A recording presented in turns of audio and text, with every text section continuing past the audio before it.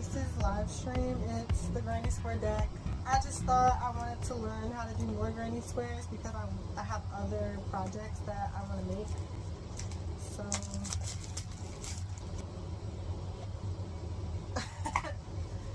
cool, 50 mix and match designs. I didn't even know that. These are some really cute cards. Advanced, complex stitches and techniques, complex repetition, a large variation of positions to insert the hook is advanced. 8 pad when I make.